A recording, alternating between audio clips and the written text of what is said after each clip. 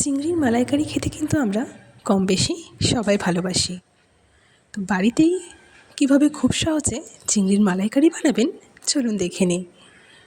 প্রথমেই আমি চিংড়ির মালাইকারি বানানোর জন্য কয়েকটা মিডিয়াম সাইজের চিংড়ি মাছ পরিষ্কার করে ধুয়ে তাতে নুন হলুদ মাখিয়ে কিছুক্ষণ রেখে দিয়েছিলাম। তারপর যে ইনগ্রেডিয়েন্টসগুলো লাগছে, যেমন পেঁয়াজ, কাঁচা পাকা লঙ্কা, রসুন, কয়েকটা কাজু, টমেটো ভালো মতো করে ধুয়ে কেটে নিয়েছিলাম। এরপর কড়াইয়ে সর্ষের তেল দিয়ে চিংড়ি মাছগুলোকে বেশ লাল লাল করে ভেজে নেব। চিংড়ি মাছগুলো ভাজা হয়ে গেলে একটা পাত্রে তুলে রেখে ওদিকে আমি গ্রেভিটা তৈরি করার জন্য টমেটো, আদা, কাঁচা লঙ্কা, আদা নয়, শুধু কাঁচা লঙ্কা আর রসুন, আদা এখানে আমি ব্যবহার করিনি। তো ওই ইনগ্রেডিয়েন্টসগুলো আমি ভালো মতো করে পেস্ট করে নিয়েছিলাম। এরপর কড়াইতে আরও খানিকটা সর্ষের তেল দিয়ে কুচিয়ে রাখা পেঁয়াজগুলো দিয়ে বেশ লাল লাল করে ভেজে নেব।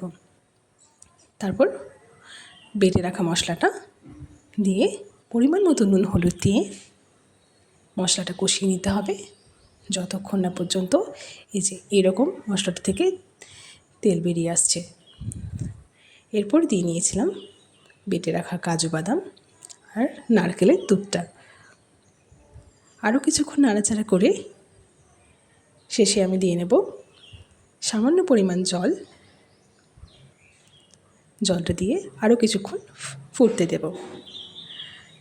মশলাটা ফুটে এলে ভেজে রাখা চিংড়ি মাছগুলো একে একে মশলার মধ্যে দিয়ে নিতে হবে। এরপর কিছুক্ষণ ফুটলে গ্রেভিটা একটু গাঢ় হয়ে এলে নামিয়ে নেব আমি চিংড়ি মাছটা। তাহলেই রেডি আজকের আমাদের চিংড়ি মাছের মালাইকারি। তো আপনাদের কেমন লাগলো আজকের রেসিপিটা অবশ্যই আমাকে জানাবেন।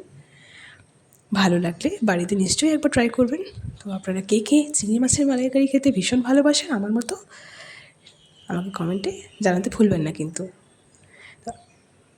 সবাই খুব ভালো থাকবেন, সুস্থ থাকবেন। আবার দেখা হবে নতুন কোনো একটা রেসিপি নিয়ে। ততক্ষণের জন্য বাই বাই।